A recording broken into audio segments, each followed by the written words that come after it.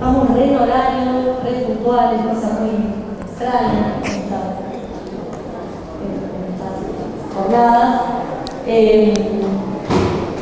Antes de arrancar, un agradecimiento especial a Didac, que nos acompañó, que nos hizo los flyers, que nos está grabando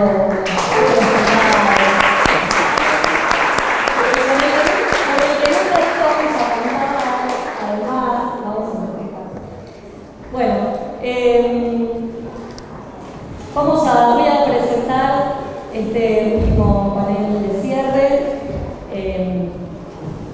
Voy a presentar a Graciela, que me dijo que tratara de ser lo menos, de presentarla lo menos posible, pero bueno, no voy a hacerle mucho caso. Porque, bueno, merece su presentación.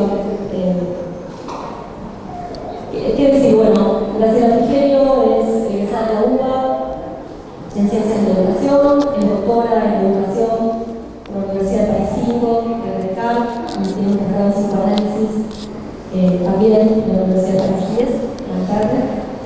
Fue fundadora del Centro de Estudios Multidisciplinarios, cofundadora del sello del Estante Editorial, compartiendo con Gabriela Iker las iniciativas intelectuales de ambos espacios durante 10 años y hasta su cierre. Es autora y editora de la colección Seminarios del Ser, en la que se encuentran Educar, Figuras y Efectos del Amor, en 2006, La Forma de Escolar, del 2007, Educar, sobre impresiones estéticas, del 2007, Educar, Posiciones sobre lo común, del 2012, Saberes alterados, del 2010, y Saberes alterados 2, lo que no tiene cierre, de reciente edición. Graciela colabora con distintas casas de estudios en distintas geografías y cuenta con numerosas publicaciones en el país y en el exterior.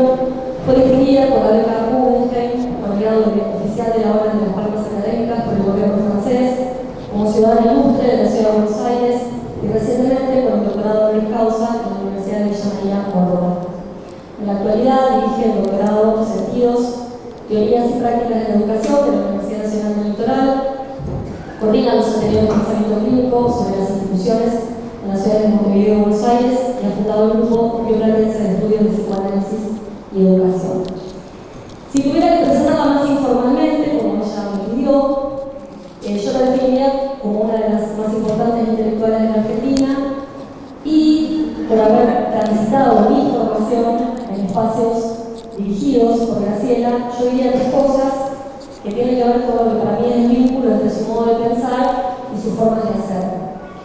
Primero, esta mañana Daniel citaba una frase que siempre decía Stanislao, que era que no me parece educador sino generoso, y en realidad eso es una especie de parafraseo de una vieja frase de Graciela que es: no se puede ser educador si no es amarrete, ¿no? El amarrete es más cristiano, académico. Claro. Y yo creo que Graciela es profundamente generosa en su modo de poner a disposición, pero también de reconocer en nosotros una posibilidad, un pensamiento que siempre es a considerar. Graciela es rancieriana, pero no porque le lea una obra con la que ella misma ha confesado que a veces se pelea, que a veces lo odia. Pero sí me parece que es rancieriana en su modo de coordinar experiencias de formación, donde pone en juego ese gesto de obligar, de forzar, oponiéndose a toda lógica explicadora, a una inteligencia que se ignora a reconocerse. Finalmente, si como nos ha señalado tantas veces, la transmisión supone un pasaje en un momento donde el lazo se corta para dar lugar a la autonomía del otro, al menos en mi tránsito por esas experiencias que Graciela coordinaba, ella lo hacía a cuerpo, ¿no? Y eso la definía como una enorme educadora, ¿no? Había un momento donde Graciela le decía: todo bien, chao, ¿no? Salí, ¿no? Salí, afuera, el gran gesto de la pedagogía, ¿no? Bueno, nada, agradezco nuevamente, ayer yo lo agradecí, para mí es un lujo que Graciela haya aceptado cerrar estas jornadas y me alegra enormemente que todos los que estamos acá podamos escucharla con ese interés por casa. Muchas gracias.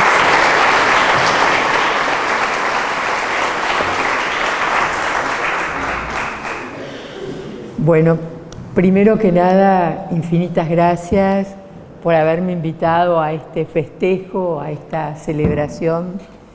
Es para mí un enorme honor y también me produce una conmoción, si ustedes quieren, un cierto temblor, ¿no?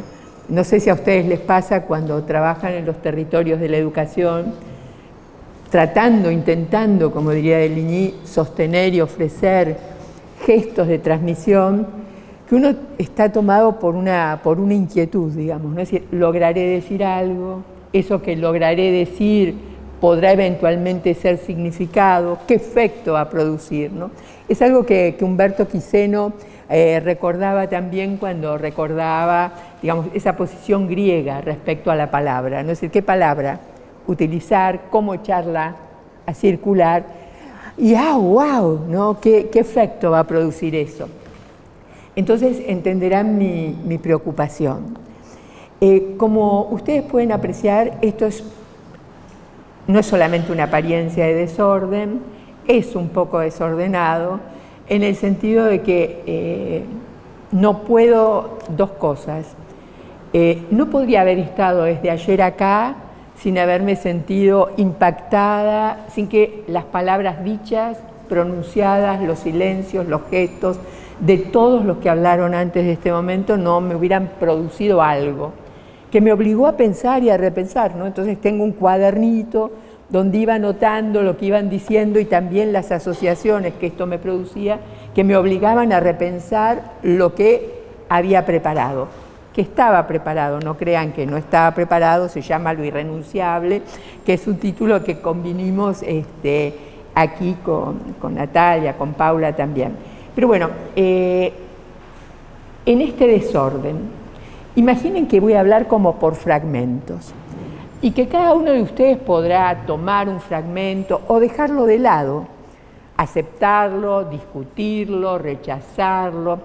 Yo creo que esta mesa, que un poco de alguna manera simboliza todo lo que se viene trabajando desde ayer, es una maravillosa metáfora, no porque están mis papeles, sino porque la transmisión consiste en poner una mesa con palabras de otros, ensayos de palabras propias y, como ustedes verán, también espacios vacíos. Es decir, espacios para que otros puedan poner sus papeles y también aquellos que vinieron, que quieren honrar de los que vinieron antes, ¿no? Es decir, transmitir es volver disponible algo, que no cubre todo, es incompleto, es inacabado, es imperfecto, es contradictorio, tiene huecos, intersticios, anexos, pie de página. A mí me gusta la noción de pie de página. Entiendo que el texto se sostiene sobre el pie de página cuando uno no está al pie del texto. No quiero decir con esto cuando uno no se somete, no se deja domesticar por el texto que uno lee, sino que uno encuentra en el pie de página ahí donde hacer pie para salir adelante. Hubiera podido empezar así, pero tenía previsto empezar de otro modo. Vuelvo a comenzar agradeciendo.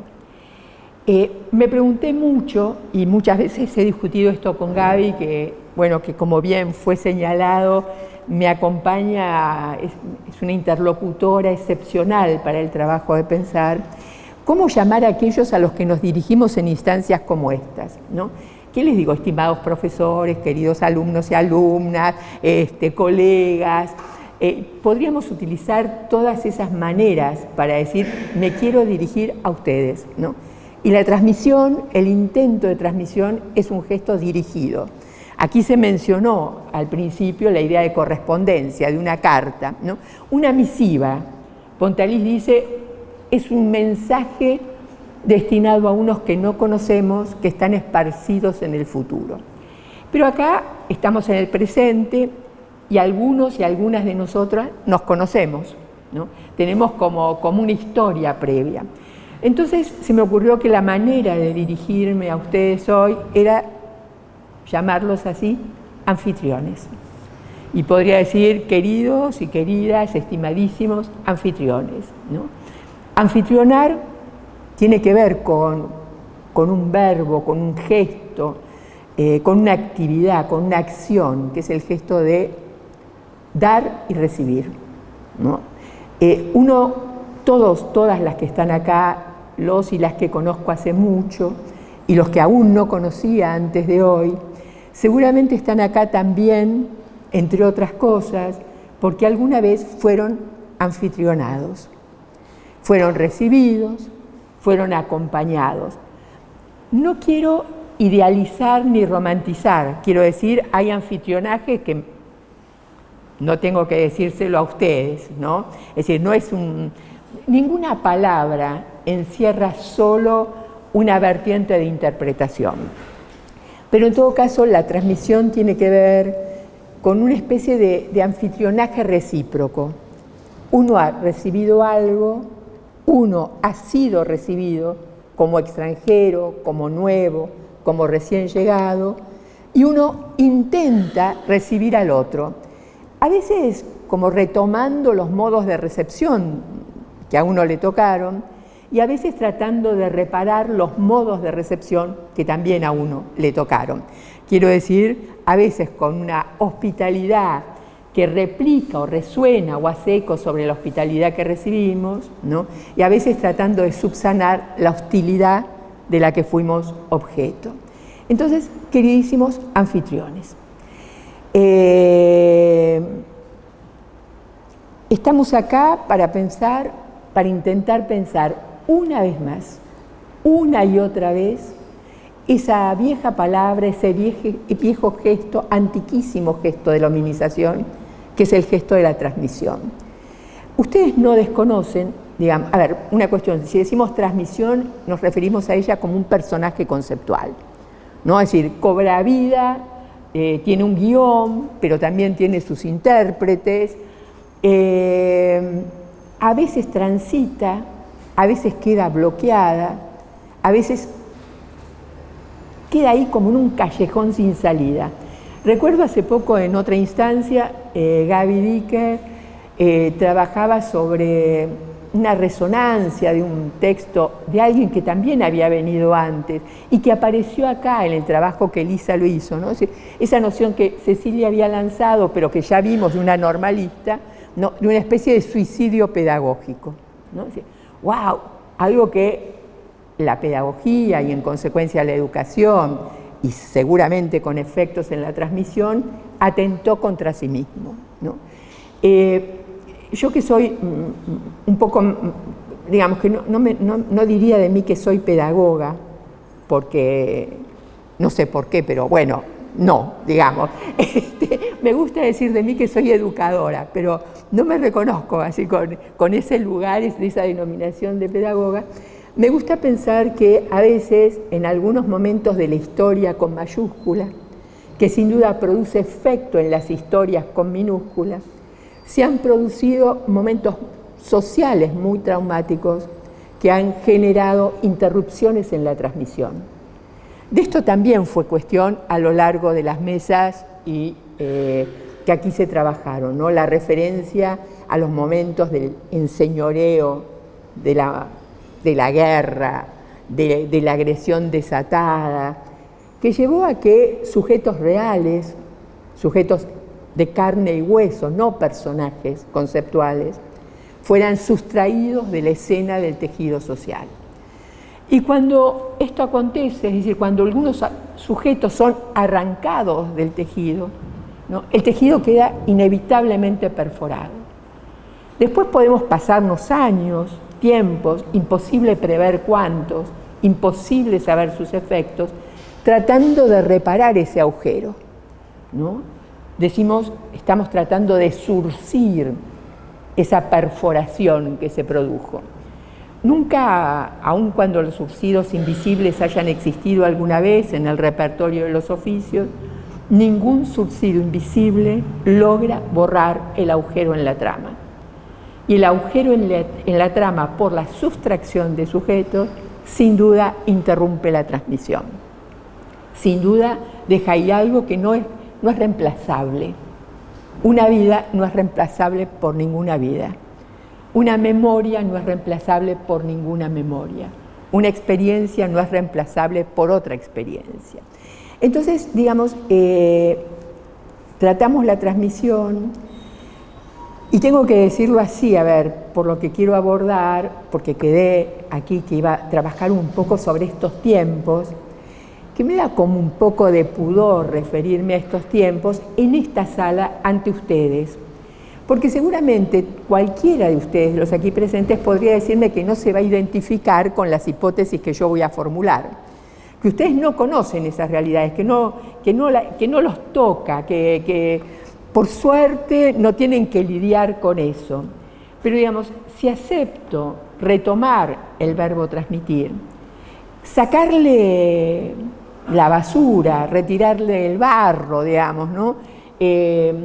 Volver a darle un espacio, es porque pienso que estos tiempos del así llamado antropoceno, y no ignoro que hay otras maneras de llamar este tiempo, pero me parece que el concepto de antropoceno dice aquello que cierta filosofía denunciaba, y estoy pensando que Jean-Luc Nancy, pero también podría decir en Badiou, pero podría decir dentro más próximo de la educación de Deligny, es decir, esa sorprendente, dicen ellos, posibilidad que tenemos los humanos de ir en contra de nosotros mismos, ¿no? Es decir, de destruir aquello que podría formar parte o colaborar a que tuviéramos algo que quizás no en todos, en todas, en todes, y en esto quiero ser muy, muy clara, nunca existe el todos, todas, todes. Existen algunos y algunas, de aquí, de allá, unos más muchos o menos muchos, o más pocos, ¿no?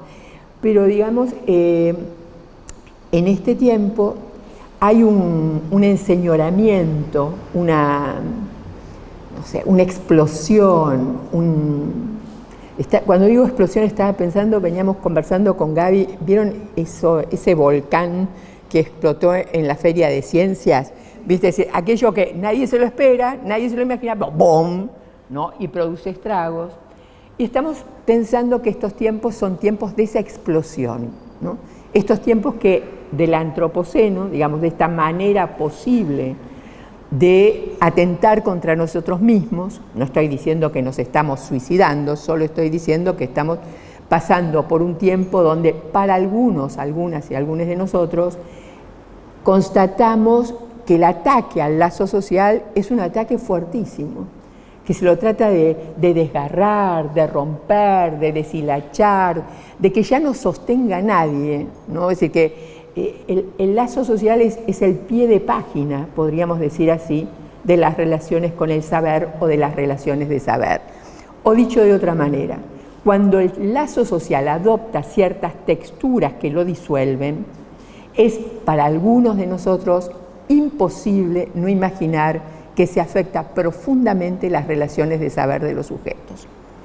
Entonces, esta es una hipótesis. Estamos en tiempos donde la disolución, el ataque, la erosión del lazo social afecta de manera contundente las relaciones de saber.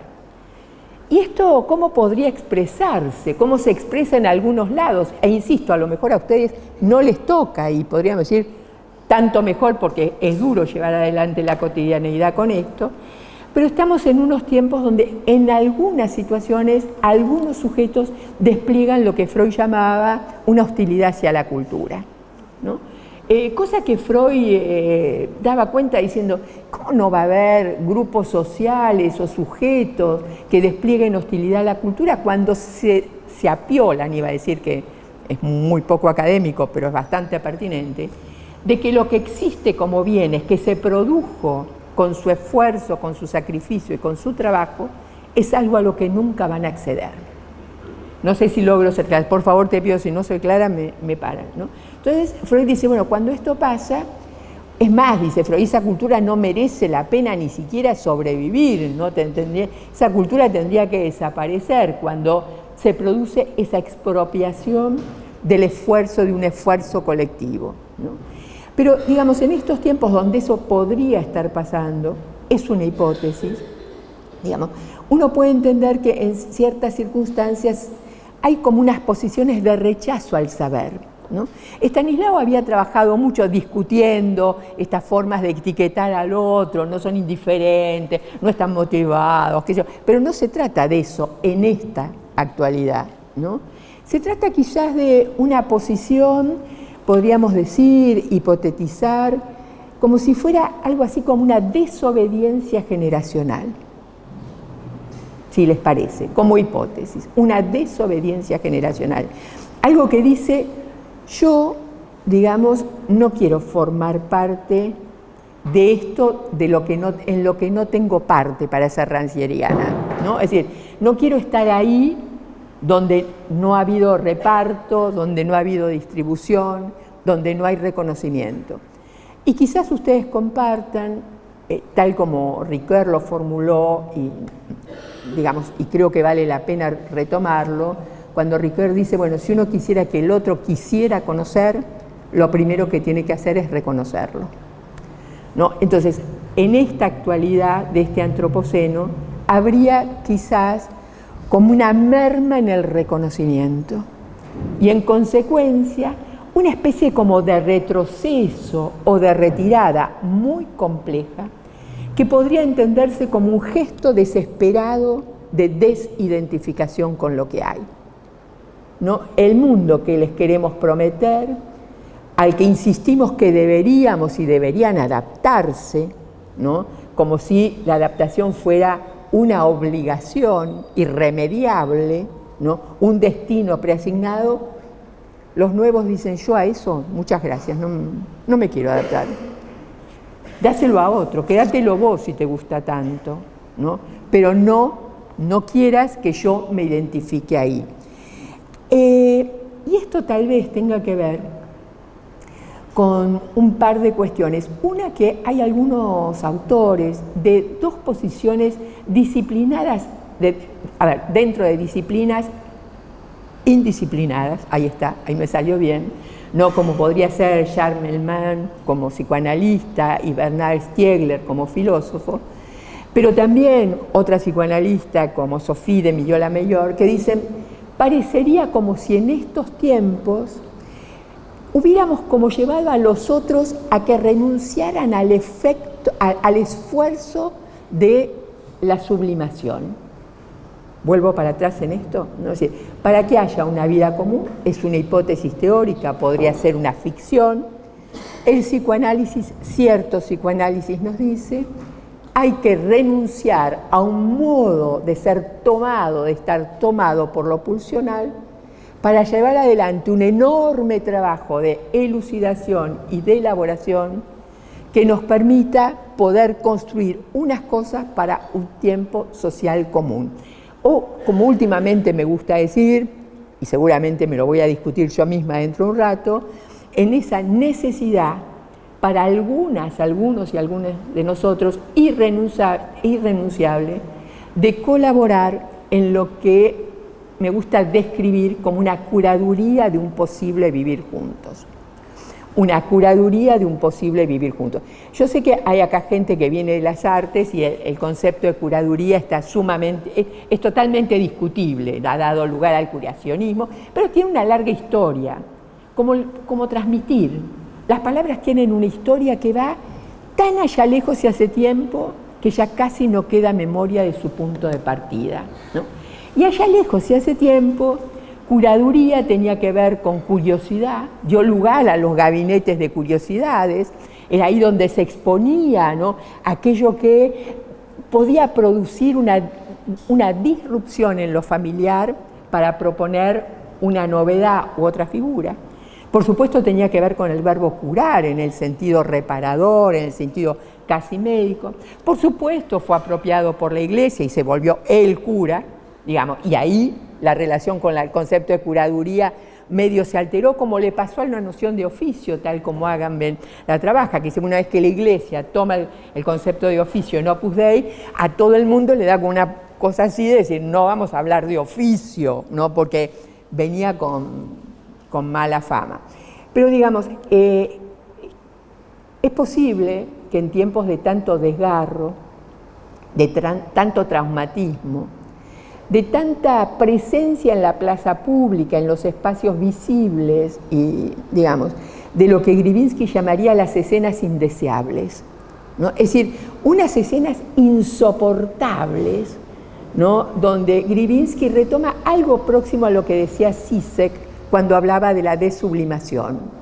Quiere decir que toma del bajo fondo del inconsciente más siniestro lo peor, da vuelta al guante, decía Zizek, lo lanza a la plaza pública y produce una situación casi de cortocircuito, te corta la respiración, ¿no? Aterra, y frente a ese terror producido por la visibilización de lo siniestro, ¿no? Parecería que la transmisión podría inhibirse. O dicho de otra manera, que los que ejercen de pasadores ya no se animaran a pasar, ¿no? Y transmitir tiene que ver con pasar, ¿no? Llevar de un lado a otro. Vuelvo a insistir en lo incompleto, inacabado, complejo, ambiguo. Quizás el personaje conceptual de la transmisión tenga como habitante la ambigüedad. Y una ambigüedad que me gusta plantearla así, y traigo una mujer que me interesa bastante como piensa, que se llama Delphine Orvilliers. Y Delphine Orvilliers dice, y tomo un concepto que estuvo rondando y con el cual Gaby cerró ayer, ¿no? Que era la cuestión de ser humanos, ¿no? Y yo digo, ¿por qué tengo que hacer este desparramo escrito a mano? Porque somos los únicos que podemos escribir a mano. Y no quiero renunciar a la mano del humano, no quiero renunciar al gesto de autoría de la escritura. Delphine Orvilliers dice, la paradoja de la condición humana, y es a lo que quiero asociar con lo irrenunciable, es decir, ¿a qué no estoy dispuesta en lo personal a renunciar de la compleja, ambigua, horrible condición humana? ¿Sí? Dice Delphine Orvilliers, la paradoja de la condición humana radica en que solo podemos llegar a ser nosotros mismos bajo influencia de otros, ¿no? Kant también lo había dicho de otra manera muchísimo antes y con otros términos, y pensaba el contraste entre esta cuestión de estar bajo influencia, ¿no? Y me acordaba que una de las primeras formas en que transmisión aparece es con la noción de transmisión de pensamiento, ¿no? Alguien logra hacerle llegar a otro, ¿no? Algo que no es exactamente visible, pero pensaba el contraste con la idea que subyace en esa pequeña viñeta pedagógica y clínica que trajo Gaby, de un padre que dice, de pronto le metieron algo en el cerebro a mi hijo y yo no sé ni quién se lo puso ni de lo que se trata. Y ahí esa metáfora da cuenta, metáfora lamentablemente llevada al acto, puesta en práctica, actuada por muchos, esa distinción, digamos, entre la intromisión, el injerto y la transmisión, ¿no? La transmisión no es un injerto, ¿no? En estos tiempos el algoritmo está produciendo, está injertando deseos que primero nos expropió. No sé si pueden estar en desacuerdo. Estoy haciendo hipótesis. Estoy diciendo, estamos en un tiempo donde el algoritmo toma el lugar de amo, ¿no? Y nos dice esto que apareció también acá, sobre lo que podríamos discutir muchas veces, que es qué desear. Que en realidad no es tanto qué desear, sino cómo asegurarme de que usted no desea nada, pero se va a ver ambicioso y codicioso de ciertos objetos, que no es lo mismo que desear, ¿no? Es el verbo desear y el concepto de deseo. Es un concepto que dice de lo inapropiable, de lo inalcanzable, de lo no lograble, ¿no? El psicoanálisis dice, el deseo lo que quiere es conservar su posición deseante. Y si llegara, por las dudas, a haber formulado, quiero esto, apenas se aproxima a decir, no se trataba de eso, ¿no? Eso no puede sino decepcionarme, porque si fuera eso, ya el deseo murió. No sé si logro ser clara, ¿no? Entonces, sigo con Delphine Orvilliers. Dice, es la ambigüedad de la transmisión. La no pertenencia condena a muerte. La no pertenencia condena a muerte. Y el exceso de pertenencia a no ser jamás uno mismo. Fíjense qué borde, ¿no? Como el borde de un acantilado, de un desfiladero, ¿no? Si hay mucha y si hay poca, en ambas la subjetividad queda colocada en un estado de emergencia o en un estado de urgencia, o como diría Bernard Stiegler, desguazada, ¿no? Entonces dice, la conciencia de una pertenencia puede crear un sentimiento de continuidad y de vínculo entre generaciones, pero también puede pesar demasiado e impedir el surgimiento de un individuo que estaría abrumado por el peso de su herencia. Herencia fue una palabra que circuló acá con mucha pertinencia. Es decir, si hay transmisión, es transmisión de una herencia, pero es una transmisión de la herencia y ahora voy a encontrar seguramente en algún momento, acá, ¿no? Gaby Dicker dice, lo que ofrece una herencia es la habilitación para transformarla. No es el cumplimiento del mandato del que lega, es algo se vuelve disponible, podríamos decir casi como winnicottianamente. Se pone ahí, el otro lo toma o no lo toma, y si lo toma, lo tiene que transformar, porque si no, ya no circula de la misma manera. Entonces dice, transmitir es transmitir, dice Dicker todavía, la posibilidad de lo nuevo. Es lo que produce como efecto la posibilidad de otra cosa. Ustedes ven qué lejos del clonaje, ¿no? Qué lejos de cierto modo de las imágenes especulares ofrece la transmisión desde esta perspectiva de interpretación, ¿no? Nosotros heredamos y heredar nos obliga a interpretar. Y las interpretaciones son múltiples y las palabras dicen lo que dicen y algo más y otra cosa, ¿no? Vircano diría, cada palabra encierra un mundo, y Pizarnik diría eso, ¿no? Dice eso y algo más, y a veces dice exactamente lo contrario. Terigi, ¿no? En el mismo libro que ya tiene mucho tiempo, pero que queremos, a pesar de que tiene una tapa horrible y todo eso, ¿no? Que nunca nos gustó ni el título largo, ni el verde de la tapa, ni la hoja que pusimos, Terigi dice, Flavia, transmitir es un acto de pasaje. Y es esa idea de transmisión como pasaje que le permite precisar algo muy importante que no quisiera no subrayar. Ella dice, se trata del pasaje de una oferta de sentido que puede ser transformada. Ustedes ven, no está diciendo, te estoy pasando un contenido, te estoy pasando un saber, que también pasan, pero lo que está diciendo es lo que te paso, es una oferta de sentido a ser transformado. Y es esta perspectiva la que la lleva a plantear la enseñanza como problema político. Por supuesto, Laurence Cornu, que todos ustedes seguramente leyeron, visitaron, aprecian, Laurence Cornu retomaba la idea de correspondencia, entre otras cosas, decía que se trataba de transmitir al otro una misiva, y esto implicaba construir al otro como destinatario. Es decir, lo que importaba no era tanto la misiva, sino que el otro era un destinatario de algo. Es decir, es para vos. Y ese es para vos, digamos, podría ser tomado al modo en que Marcelo Viñar, un psicoanalista uruguayo que falleció hace poco, señalaba, cuando decía el sujeto para existir necesita ser alguien para otro. Entonces, cuando alguien dice es para vos, es como el mismo gesto de Jacotot, ¿no? Es decir, estás ahí, te reconozco y te reconozco como igual, ¿no? Entonces, ustedes ven que la transmisión acá escapa a esa captura de la que había sido objeto cuando fue tomada presa por las ciencias duras, ¿no? Que provocó tanta urticaria, ¿no? Es una cosa mecánica, eventualmente técnica, absolutamente controlable, planificable, medible. No es ahí por donde andamos. Sigo con Delphine Orville. Dice, frente a la fantasía de no pertenencia, existe otra que hoy en día amenaza a nuestra sociedad, la del repliegue identitario y sus obsesiones.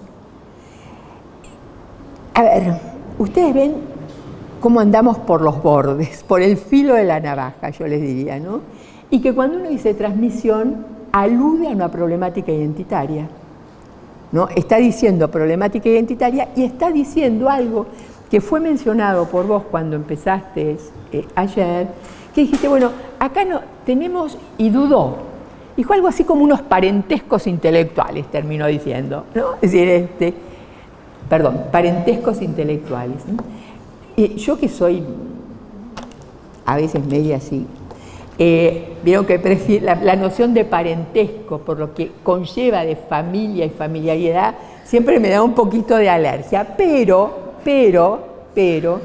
lo acepté pensando que en realidad en ese parentesco podíamos hacer un acto de interpretación y decir lo que tenemos en común son unas identificaciones a rasgo parcial, ¿no?, a ciertas filiaciones simbólicas, ¿no? Y quiero decir identificaciones a rasgo parcial de filiaciones simbólicas porque habiendo seguramente todos y cada quien de los que estamos acá leído a Rancière y quizá llamándonos rancierianos, no leímos al mismo Rancière y no somos el mismo rancieriano que el vecino.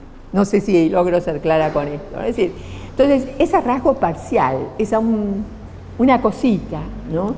En todo caso, la filiación simbólica, sin la cual en nuestra ficción teórica, en nuestro andamiaje conceptual, digamos, siendo la filiación simbólica lo que la transmisión te propone, la filiación simbólica hoy por hoy está bastante en el campo, dirían, pialada, ¿no? Es un verbo pialar que aprendí hace muchos años, que es aquello que se le tira a las patas del animal para dejarlo paralizado, ¿no? Es decir, se revolea, ¡tac!, se lo agarra y ya no puede moverse, ¿no? ¿Y cómo está pialada esta cuestión? Está pialada bajo dos figuras que también fueron evocadas acá, y esto hace, al compartir algo de una identificación a rasgo parcial de filiaciones simbólicas, digamos, está pialada por un movimiento que vamos a llamar de gran renuncia. Algo así como una renuncia, vamos a terminar diciendo, a rasgos identitarios, irrenunciables de la condición humana, que es que somos sujetos que heredamos, es decir, que estamos inscriptos en una cadena de lo que se pasa, se transmite, que pasar no tiene nada de natural, que pasar es un arte y que cuando nos preguntamos ¿qué pasamos?, respondemos la lengua, somos hablantes. Y que si nos preguntamos ¿qué pasamos?, decimos una relación con la ley. Obvio no estoy diciendo la 2438 ni la 530, estoy diciendo la ley estructurante de lo humano. ¿Y qué más pasamos? Pasamos el aceptar el carácter efímero del presente viviente. Dicho de otro modo, aceptar que somos mortales. Cosa que en el antropoceno, tanto el poshumanismo como el transhumanismo vienen a poner en entredicho. El sueño de la eternidad para lo humano ronda y puebla más de una noche de ciertas posiciones, pónganle científicas, por ejemplo, ¿no? Entonces, ¿qué pasamos? Pasamos eso, el saber sobre lo efímero. Y el saber, transmitimos, pasamos el saber sobre la falta. ¿Qué quiero decir con esto? Aquello que señalábamos hace un rato, necesitamos de otros.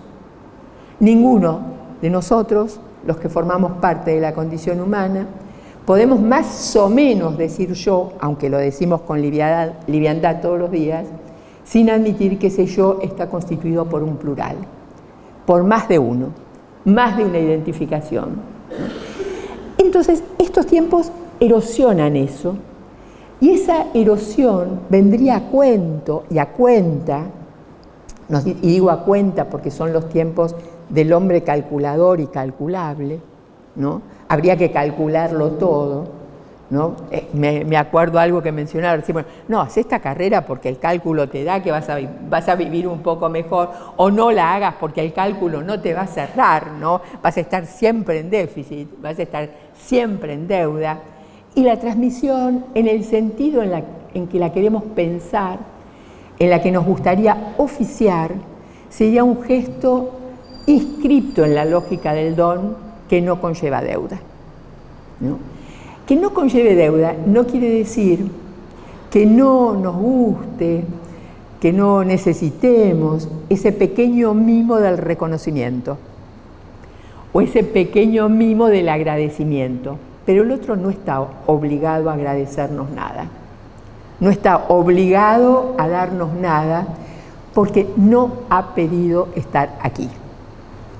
Y una vez que ha sido traído acá sin su consentimiento, digamos así, esto supone que tenemos que asumir una recepción de aquello que no ha pedido venir, no ha solicitado estar aquí, ¿no? Entonces, les decía, hay una hipótesis, que es esta hipótesis que dice en el antropoceno, y es una hipótesis que viene también de larga data, también, digamos, el psicoanálisis la viene planteando desde hace tiempo, cierto psicoanálisis, cierta filosofía, recuperando ese otro personaje conceptual, que es el personaje conceptual de la pulsión de muerte. Y dicen, bueno, la pulsión de muerte, que también tiene todos los rostros, es también la que viene, a ver, la pulsión de muerte es algo que separa, desgarra, diferencia, divide, resta, ¿no? Es un componente del pensamiento. Para poder pensar tenemos que diferenciar, tenemos que cortar, separar, desmigajar, analizar, no sé si lo... Es decir, la pulsión de muerte no es una porquería, ¿no? Ahora, se vuelve el actor principal de las vidas mutiladas o de las vidas dañadas cuando se desentiende del otro movimiento del aparato psíquico, que es la pulsión de vida, que permite reconstruir la idea, reconstruir el pensamiento. Quiero hacer una aclaración acá. No crean que me propongo aplicar el psicoanálisis a los territorios sociales. No quiero decir uno puede leer la sociedad en clave exclusivamente freudiana, pero tampoco algunos y algunas de nosotros podemos leer la sociedad sin admitir que el inconsciente circula y hace sus trapisondas, por decirlo de alguna manera, ¿no? Hay un psicoanalista llamado Nach que dice, quiero anoticiarlos, el inconsciente es político, ¿no? Quiero decir con esto que nadie tiene un aparato psíquico sin que este aparato psíquico haya internalizado, ¿no?, esto que pasa en el mundo, llamémoslo externo, por ponerle un nombre impreciso, inexacto, pero más o menos descriptivo, ¿no? Con esto quiero sacar toda fantasía, es decir, no se trata de aplicar una forma del pensar psicoanalítico al territorio de lo social. Se dice, en todo gesto de lo social, el inconsciente se da a ver. Y no interpreto, no elucido lo mismo, no elaboro lo mismo si admito esta hipótesis que si no la admito. Entonces dicen, no, bueno, miren, estos tiempos la sublimación ya no convence a nadie. Mucho esfuerzo, nos dicen. ¿Por qué voy a renunciar al placer de la descarga inmediata? ¿Se entiende? Es decir, ¿por qué voy a poner un freno a la voracidad que me agarra?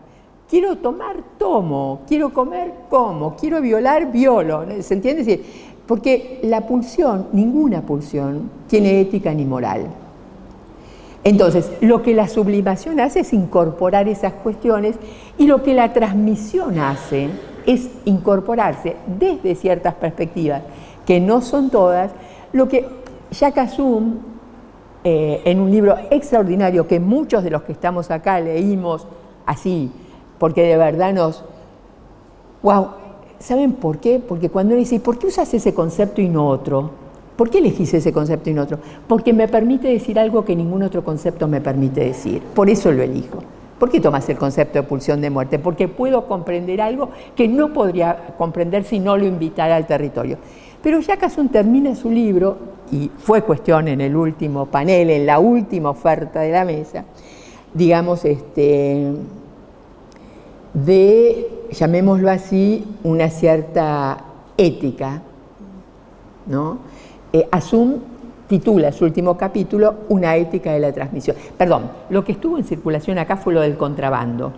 Esa es la asociación exacta, ¿no? Porque Assum dice que en temas de memorias y olvidos, muchos de nosotros en la transmisión oficiamos de contrabandistas de la memoria, ¿no? Es decir, hacemos pasajes, ¿no?, clandestinos, ¿no?, justamente ahí donde hay censura, donde se construye la censura, que un tiempo social que dice, no quiero que pienses, No estoy dispuesto a que piense. Tiempos de oscuridad, estuvo dicho acá al principio por la mesa inaugural, tiempos de oscuridad a los que Hannah Arendt describía con muchísima pertinencia, y que antes de Hannah Arendt, Víctor Hugo, en Cantos del Crepúsculo, definía así, diciendo, estos son tiempos de penumbra, ¿no? Y se preguntaba, en tiempos de penumbra, cuando vivimos en la penumbra, ¿de qué estará hecho el mañana? Se preguntaba Víctor Hugo. No, cuando ya no podemos decidir, cuando ya perdimos visibilidad, todo el resto, ¿no? Cuando estamos hasta acá, inmersos en la vertiente destructiva de la pulsión de muerte, desanudada de la pulsión de vida. Bueno, Jacques Asum, que habla del contrabando de la memoria, ¿no? Que no es tampoco la imposición de una memoria oficial, ¿no? Es ese gesto menor, dice Manning, cosa que trabaja también Facundo Rodríguez Arcolía, que te modifica la vida cuando se hace presente, ¿no? Es decir, la memoria y el olvido juegan siempre a las escondidas. Nunca hay memoria plena y nunca hay verdaderamente olvido total. Pero sí hay censura, sí hay inhibición, ¿no? Sí hay prohibición de. Dice Asum, ¿qué sería una ética de la transmisión?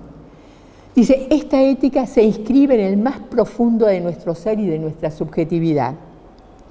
Y requiere, exige de cada uno el ofrecer a las generaciones siguientes no solamente una pedagogía, no solamente una enseñanza, pero aquello que les permitirá tomar un compromiso respecto a su historia. Es decir, a su manera de concebir su propia vida y su propia muerte. Ustedes ven que esto no es exactamente un contenido curricular y que esto excede la cuestión escolar y de las instituciones educativas. Son unas posiciones de algunos sujetos que forman parte o que deciden hacer algo con la ambigüedad de la condición humana que ha albergado las cosas más excelsas y las crueldades más siniestras e irreconocibles. Pero en estos tiempos, en este panorama, digamos, y continuando con las hipótesis y este retroceso de la tentación por la opción sublimatoria, no quiero trabajar. No es decir, no estoy dispuesto, es una vertiente, acá queda claro, las dos maneras de lo irrenunciable. Para vivir juntos, a algunas cosas hay que renunciar. Hay que renunciar a un exceso de narcisismo, hay que renunciar a creerse único, original y fundador, hay que renunciar a la textualidad de mi pensar y mi decir, porque hay otros con los que tengo que hablar, con los que tengo que conversar. Y no estoy aludiendo a la noción de consenso, quiero dejarlo clarísimo, ¿no? Pero a algo hay que renunciar. No puedo hacer lo que quiero como se me canta, cuando se me canta, frente a quien quiera. Porque hay otros. Cuando hago lo que se me canta con lo que se multiplican son los altericidios. Es decir, justamente, digamos, el ataque profundo a toda alteridad, ¿no?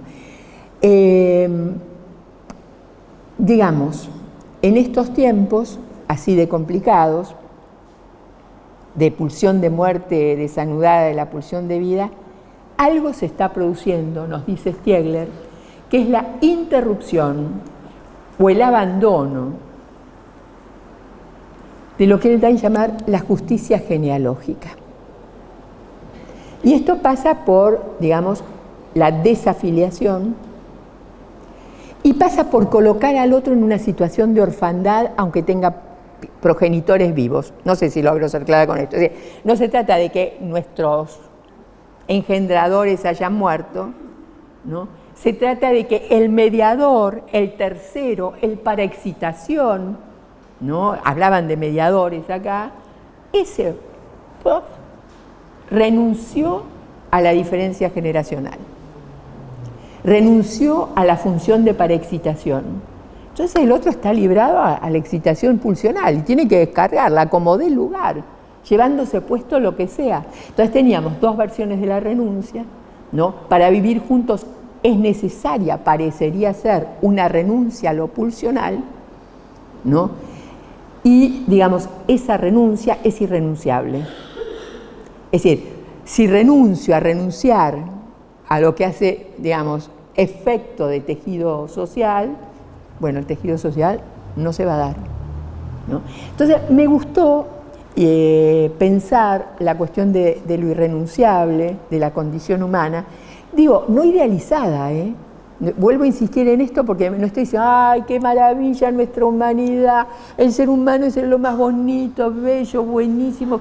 No estoy diciendo eso. Digo, la condición humana es también una porquería. Alberga la porquería. Como dicen algunos, como Natalie Salzman, digamos, la barbarie está en el corazón mismo de la civilización. Y eso es la condición humana. ¿Qué hace uno con la barbarie que está en el corazón de la civilización? ¿No? Entonces, me gusta más pensar en lo irrenunciable como una posición, como una convicción. Y yo no sé si yo escuché mal, lo quise escuchar así tal vez, pero en la mesa de inicio alguien pronunció la palabra dogma. Creí escuchar eso, por ahí me lo inventé. Lo dogmático. Y usted dice, hay una palabra con tan mala fama, qué asquerosidad, ¿no? Qué horror, pero resulta que los que piensan, digamos, cómo hacer para que algo se tenga en pie, ¿no?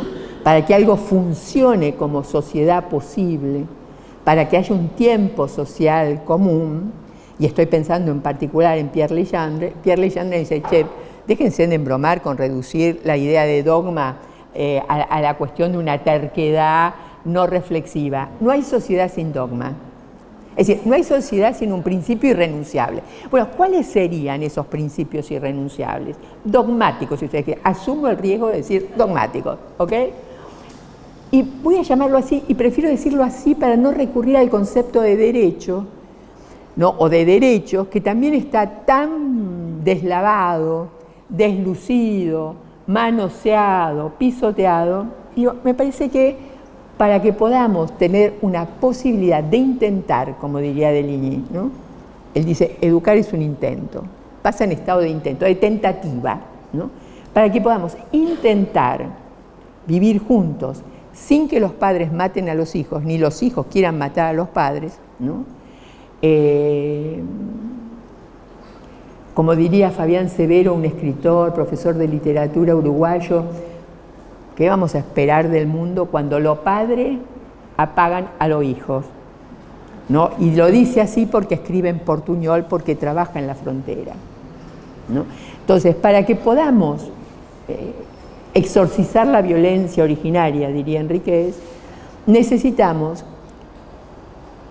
no renunciar, digamos, al derecho a la extranjería, si ustedes quieren, por decirlo de algún modo. Es decir, admitir que todo nuevo, todo otro, todo recién llegado es un extranjero radical que tiene, como diría Deligny, derecho al asilo. Es decir, derecho al albergue, derecho a ser recibido, a ser cuidado, a ser acompañado, a que se le tienda la mano hasta que pueda ponerse de pie y caminar solo, ¿no? Y en ese trabajo de sostener al otro hasta que pueda caminar solo e instituir, tiene que ver con poner de pie, con comenzar, con echar a andar, ¿no? Y por eso las instituciones son un comienzo y otro comienzo y otro comienzo. Digamos, hace falta que algo acontezca ahí, una generosidad o la renuncia a la tacañería, si ustedes quieren, ¿no? La irrenunciable generosidad, la del don de la palabra. Como dice Mujica, creo que todavía no lo dije, si lo dije, con este desorden ya no sé por dónde voy. Mujica, el poeta, dice, hablamos porque nos hablaron, nos enseñaron las palabras, nos regalaron el lenguaje. Desde entonces, cada entonces, hablar es devolver la palabra, responder, ¿no? Y el primer gesto de transmisión es el don de palabra, que se lleva a cabo en esa oferta de ese envoltorio sonoro acompañado de los gestos del acunamiento, ¿no? Y no estoy diciendo solo la materialidad de los brazos que sostienen, ni la materialidad de las canciones, cancioncitas, canciones de cuna, ¿no? Sino digo eso que alguien le habla ¿no? El recién llegado no entiende nada, ¿no? Tiene que aprender de ser una lengua, es un extranjero, ha sido exmatriado, es un sujeto exiliado y es un sujeto que ha sido separado. Y de esa separación, en esa separación, hay que hacer un nudo. Es decir, podríamos decir que la transmisión consiste en un trabajo que se lleva a cabo entre sujetos, no solamente en la situación antropológica fundamental, hoy profundamente alterada por lo que Gaby nos decía, ¿no? Y están los que están intentando pensar esto, como Gaby dice, pero a ver, ¿qué se nos ha dado por construir nuestros clones nuestros clones artificiales? ¿No? ¿Por qué? ¿Qué se nos ha dado por reemplazarnos? Y no está diciendo que está en contra de que, no sé, le preguntemos lo que querramos a la inteligencia artificial, que por otro lado es la que le prestamos, pero que nunca va a reconocer que nosotros somos los autores y nosotros vamos a cederle el lugar del amo. Pero digo, a ver, el derecho a la extranjería conlleva el derecho a la hospitalidad, conlleva el derecho al asilo y conlleva el derecho a que nos donen las palabras. Y eso es lo irrenunciable, desde mi perspectiva. Prefiero llamarlo lo irrenunciable. El día que renunciemos a eso, nos volveremos otra cosa. No estoy diciendo ni mejor ni peor, no lo sabemos, porque la transmisión tiene una cosa, como decía al principio, que es algo que se vuelve disponible, ¿no? Hay una autora mexicana maravillosa, se llama Elena Garro, no sé si los de literatura la frecuentaron alguna vez, tiene un libro así genial que se llama Recuerdos del porvenir, ¿no? Elena Garro fue la mujer de Octavio Paz, ¿no? Padeció de ser la mujer de Octavio Paz, también cabe decir, pero Octavio Paz tuvo la generosidad, quizás la única, de decir es la obra más monumental de la literatura latinoamericana. Bueno, en esos personajes de Recuerdos del porvenir hay dos escenas. Una de unos padres que están ahí, un anochecer, ¿no? Como no sabiendo qué cuerno hacer en la vida, ni qué hacer con sus hijos. Y hay un diálogo pequeño, ¿no? Y dice, bueno, y el problema son los hijos, ¿no? Y entonces Moncada, el padre, dice, y con los hijos es así, no se puede, no se sabe, son otras personas, ¿no? Y esa es una cuestión que también aparece en la transmisión y que también nos obliga a pensar desde dónde nos posicionamos y qué esperamos del otro. En esa ambigüedad de la transmisión, ¿no? Si el otro nos sale muy sumiso, manso, obediente, ¿no? Es como en el Popol Vuh, ¿recuerdan? Que se hacían los sujetos y los dioses decían, bueno, a ver, pero es demasiado blandengue, no me ofrece resistencia, ¿no? Entonces, si es un clon, una copia, un eco, nos resulta insoportable, ¿no? Pero si decide emanciparse,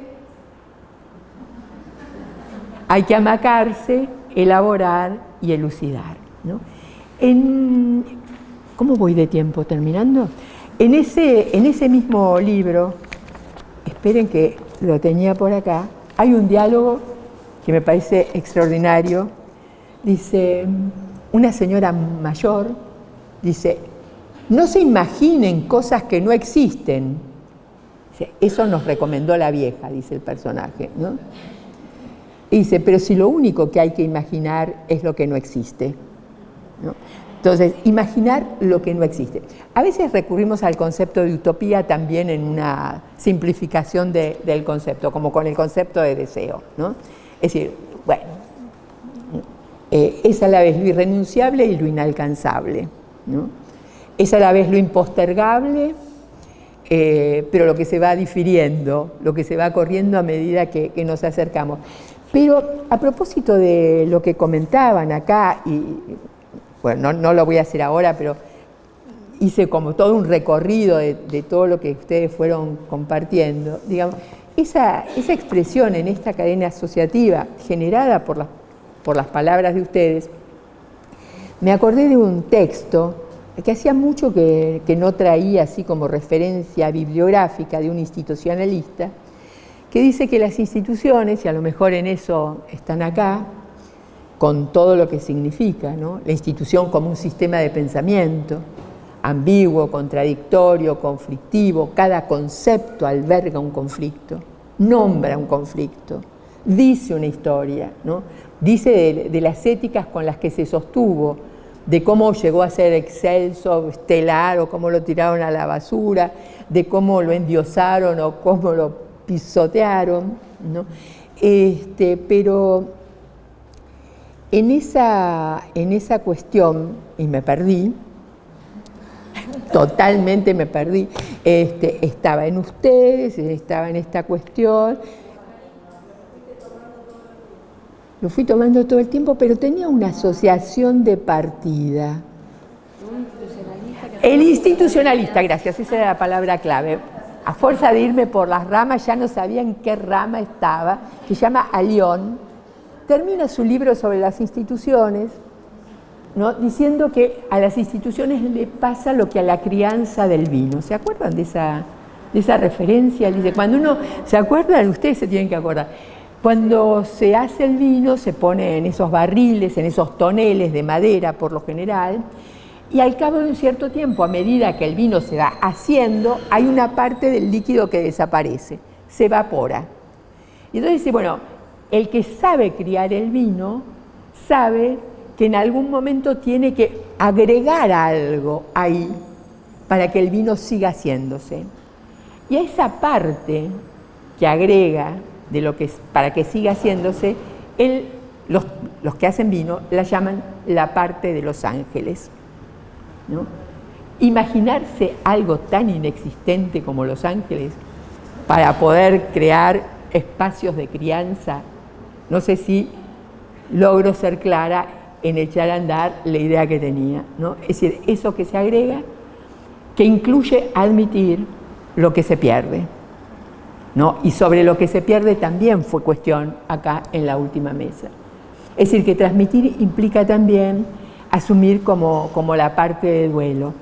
Homenajear es una manera de tramitar el duelo, ¿no?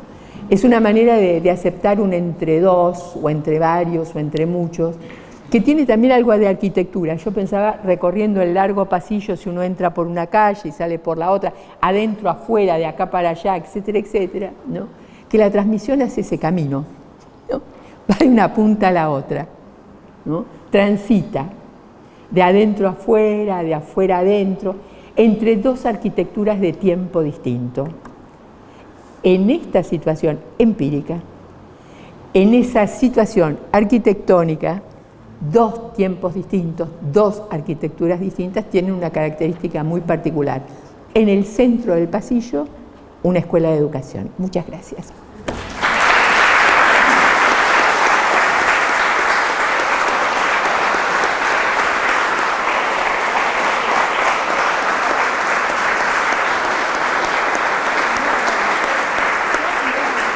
¿Cómo me perdí?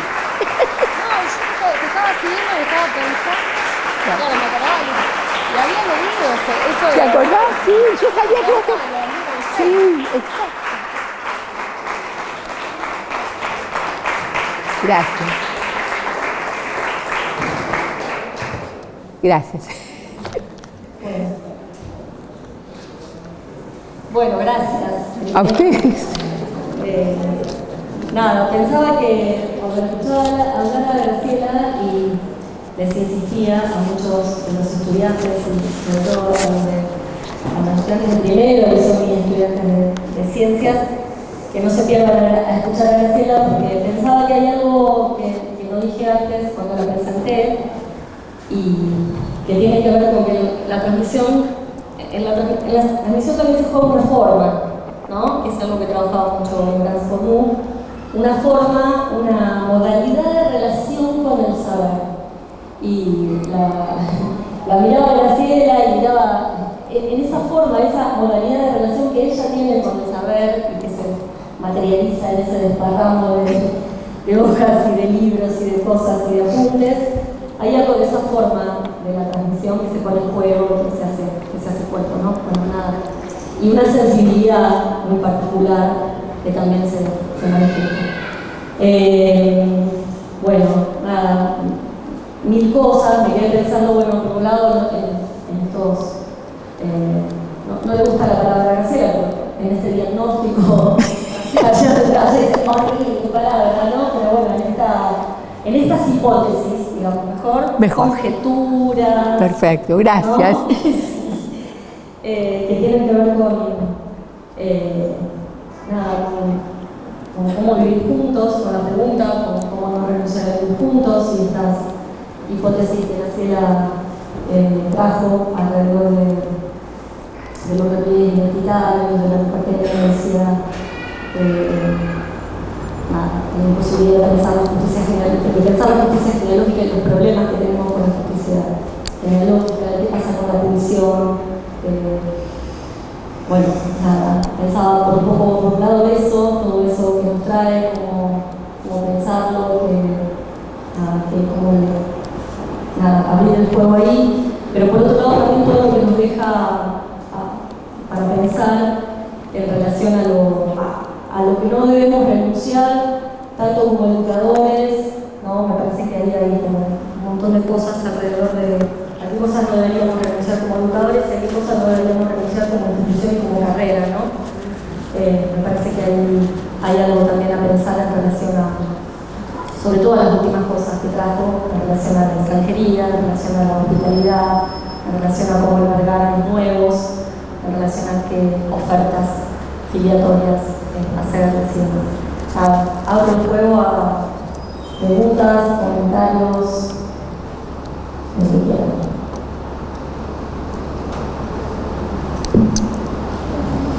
Objeciones. Críticas moderadas a esta altura de un viernes a la noche, pero críticas al fin. Otras posiciones, dudas, que yo.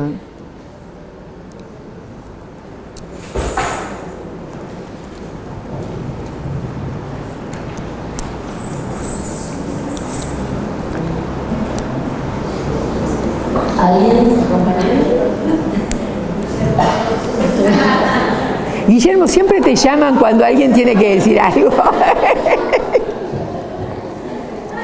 Los estudiantes, hicimos un ejercicio ahí de lectura,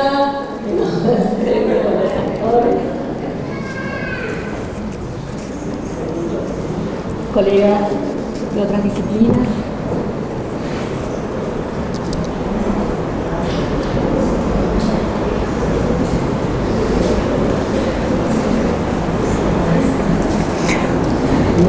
En todo caso, digo, sí, por favor. Más fuerte. Vení, Nati. O habla más fuerte, digo.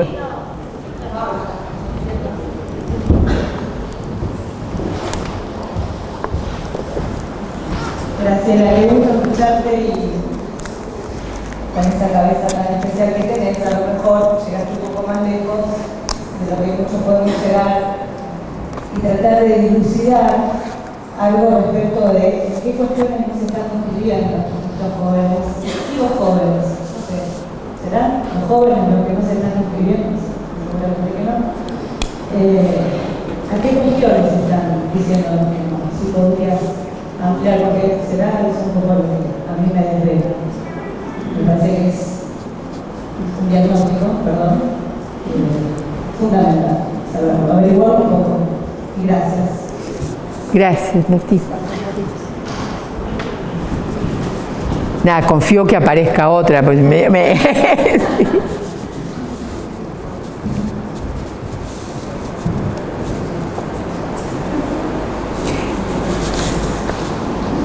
Yo no sé si puedo hacer una respuesta. Digo, no sé si puedo hacer una respuesta totalmente satisfactoria, más vale por, una vez más, hacer unas conjeturas o unas hipótesis. Primero, por momentos me parece que en tiempos del antropoceno, digamos, conviven como dos posiciones de lo que Ana Arendt llamaría como los viejos sujetos, digamos, que no es que tengan, no es un problema etario, ¿no? Por un lado, una especie de arrogancia en algunos, ¿no? Impresión arrolladora, ¿no? Por otro lado, un conformismo en otros desesperante, es decir, por un lado arrogancia, por otro lado conformismo. Ambas situaciones combinan una especie como de trampa, porque ambas son la renuncia a pensar, ¿no? Algunos dicen estos son tiempos, lo dicen así, de miseria simbólica. No, pero no están refiriéndose al pensamiento abstracto de los pibes, ¿no? Dice, bueno, nos han convencido que no tenemos cabeza. No te molestes en pensar, yo te voy a decir lo que tenés que pensar, qué tenés que responder, qué tenés que decir. Otros dicen, estos son tiempos de apatía teórica. Y cuando uno dice, no, pero escúchame, nosotros escribimos, no, dice, pensar de verdad, ¿no? Por fuera, es decir, interpelando lo que se plantea como hegemónico, como lo único, como lo uno, ¿no? Y me parece que a lo mejor dicen no a eso. Y también por ahí dicen, no me quieras vender cualquier verdura, ¿no? Es decir, me querés hacer una promesa que no podés hacer, pero que además si se cumpliera tampoco la quiero tener. Quizás yo no quiera estar incluido en el mundo de los incluidos de hoy. Quizás quiera discutir, ¿no?, los modos de existencia de los incluidos. No me esfuerces, yo no necesariamente quiero ser exitoso en tus términos. No necesariamente quiero ser empleable en tus términos. No necesariamente quiero volverme el hombre calculable, ¿no? Como el hombre sin condición, ¿se acuerdan de esa novela extraordinaria, ¿no? Entonces, a lo mejor, digo, no lo sabemos porque además me parece que se cruzan tantas variables, ¿no? Uno podría decir, siguiendo otras líneas interpretativas, por ahí más del lado de la sociología, qué sé yo, de algunos sociólogos tampoco ya tan chicos, digo, como Bernard Lahire y algunos otros, digamos, que discuten, es decir, que se filian y discuten la filiación a Bourdieu y se filian y discuten la filiación a nuestro amigo Christian Baudelot, ¿no? Que dice, es que a muchos pibes no les puede ir bien si el costo de que les vaya bien es que sean vistos al interior de sus grupos como traidores a su clase. No quieren traicionar a su clase, no quieren que volver al lugar de residencia y que los miren y dicen, ¿viste cómo lo cambió la escuela? No sé si logro ser clara. Y a veces tiene que decir que no le dice que no a la escuela, le dice que no a la traición a su clase, es decir, al pedido de traicionar tu clase para que yo, ¿no? Y puede ser la escuela, puede ser la universidad, puede ser lo que sea, ¿no?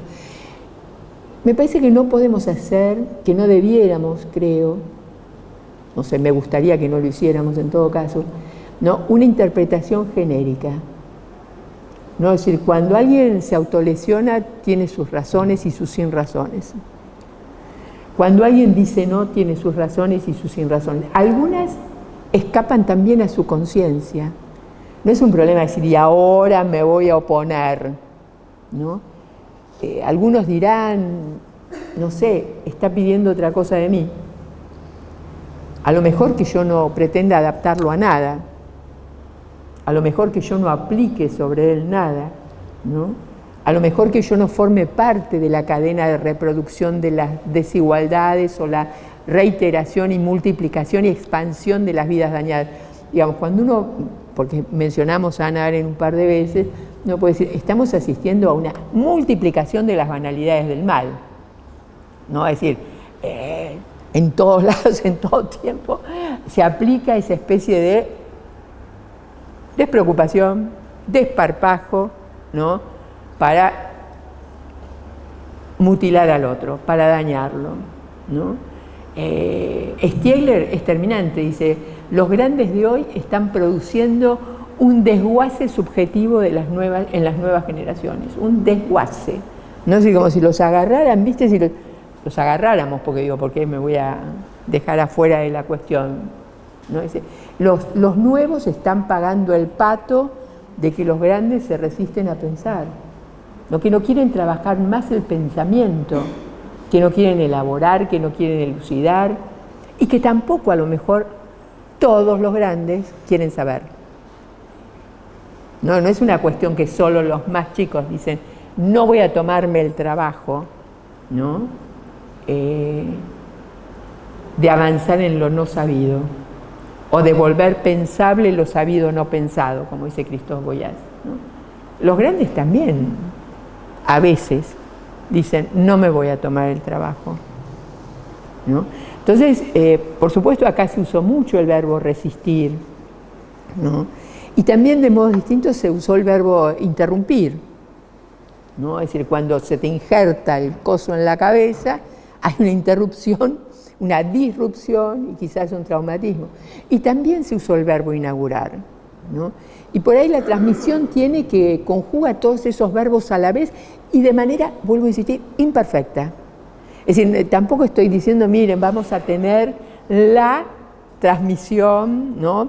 Que también haría al otro un sujeto calculable, como dice Elena Garros, le hace decir a Moncada, y con los nuevos no se sabe, son otras personas, ¿no? Y a lo mejor el modo en que pueden registrarse como otras personas cuando no son registrados como otras personas es decir no. Es un modo que diga, no, pero espera, dijo no. No me acuerdo quién era Gaby, era Perrenú, que decía que la pedagogía era aquello que se ejercía en el momento que el otro dice muchas gracias, no quiero, y uno persevera. ¿No? Creo que era Philippe Perrenú que tenía una frase de ese estilo. No, es decir, lo que persevera cuando el otro dice no. ¿No? Bueno, yo voy a insistir en transmitir igual, va. Bueno, yo te voy a enseñar de todos modos, va. Y el otro dice no. Y dice, bueno, eso es la pedagogía, te sostenés ahí. ¿No? Es decir, obstinación duradera, para decirlo retomando la expresión de Sartre, retrabajada por Anne Muxel, ¿no? Bueno, y esa obstinación duradera, mira, voy a aprovechar para compartirles algo que tenía previsto compartirles y se me había quedado perdida como estaba en el tintero. Hay un pequeño texto chiquitito, ¿no? Que se hizo ahora en ocasión también del homenaje de la creación de una institución políglota, polifónica, indisciplinada, al margen de las instituciones oficiales, como fue y es el Collège International de Filosofía, el Colegio Internacional de Filosofía, que tuvo entre sus creadores a los grandes últimos nombres de una filosofía extramuros, una filosofía extraterritorial, una filosofía que no responde a la policía académica, ¿no? Y fue Derrida, Nancy, Doyer, Vermeret, digo todos, algunos que conocemos, algunos que han venido a Rosario, que han sido también maestros de algunos acá, ¿no? Y entonces cuando le preguntan a Derrida cómo se les dio por hacer esta nueva institución, ¿no? Derrida tiene una respuesta que me encantó, y después les voy a leer la opinión de Badiou, que siempre es un pesado discutidor, digamos, ¿no? Pero le dicen a Derrida, ¿y usted por qué? ¿Por qué ustedes quisieron poner en marcha una institución como esta? Y Derrida dice, nos dio ganas de correr el riesgo de una institución. Nos dio ganas de correr el riesgo de una institución, ¿no? Y cuando corrieron ese riesgo, modificaron todas las variables, ¿no? Hay algo que tiene que ver también con un trabajo que ustedes presentaron acá, y no quiero tampoco hacer demagogia con ustedes, pero digo, hay rasgos identitarios en más de una institución que solo reaparecen cuando, digamos, en los gestos de transmisión aparece claramente el oficio de arconte, ¿no? La primera mesa fue del verbo arcontear, ¿no? Es decir, ir al arjé, ir al punto de partida, ir al archivo, ¿no? Y dejar que leer el archivo, mirar el archivo, y tampoco creerse que nuestra interpretación del archivo es la única interpretación. Pero quiere decir, hubo otros que vinieron antes, ¿no? Y a mí me gusta esa idea de Derrida de decir, ¿por qué lo hace? Quiero correr el riesgo de una institución, ¿y ustedes por qué están? Y quiero correr el riesgo, qué sé yo, ¿no? Y qué sé yo, y el peor riesgo para la condición humana No es que podemos morir porque somos mortales, digamos, no tiene ninguna gracia decir que corremos el riesgo de morirnos porque somos mortales, ¿no? El riesgo a correr es el riesgo de vivir. Y de vivir ni mortificando ni mortificados, ¿no? Entonces me parece que hay eso, y ahí tal vez la transmisión trabaja, a ver, de una manera muy particular. Te ofrece una pertenencia, pero no se instala como raíz que te radica. No sé si logro ser clara con esto, es decir, no te ancla, ¿no? Más vale, te ofrece una pertenencia y te dice, volá, ¿no? No quedes clavado. Entonces, a veces el otro dice no a quedar clavado, es decir, a responder a una forma de leer el mandato, ¿no? A un deber ser acerca del cual se le quita la posibilidad de opinar. Puede no querer ser lo que nosotros queremos que sea. Dificilísimo de bancar. Pero el otro tiene derecho a decir no, ¿no? Y nosotros también tenemos el derecho a seguir sosteniendo, ofreciendo, albergando, proponiendo, ¿no? Entonces digo, creo que a eso a veces el otro dice que no quiero estar lastrado, no quiero estar clavado como una mariposa en esas cosas de vidrio, ¿no? No. Eso. En ese sentido, creo que, y algo se dijo acá, también en homenaje a los que vinieron antes, porque este fue un espacio de homenaje en el más, digamos, en el más, no sé, honesto sentido de una política de la memoria, ¿no? Que es decir, bueno, hay unos espectros por ahí, unos ghosts, unos fantasmas, diría Derrida, ¿no? Y por supuesto no se trata de imaginar que Antelo y todos los otros están fantasmáticamente mirando, ¿no? Pero significa reconocer que algunos, primero, que el alma no piensa sin fantasmas, como bien decía la filosofía en la voz de Aristóteles, y que algunos espectros son nuestras mejores compañías. Hasta ahí.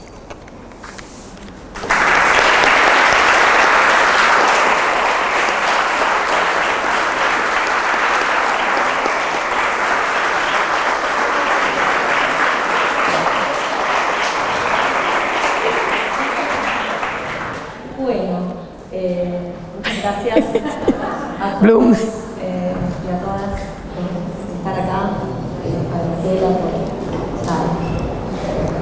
la sensibilidad de la exposición maravillosa, que deja un montón de cosas dando vueltas.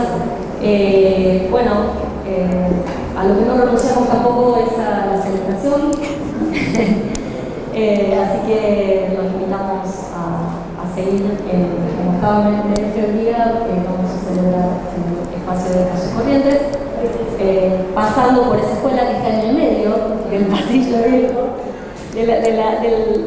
del viejo convento y del nuevo edificio, donde en el medio hay una escuela de educación.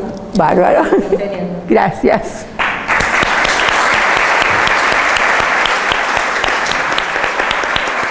Precioso.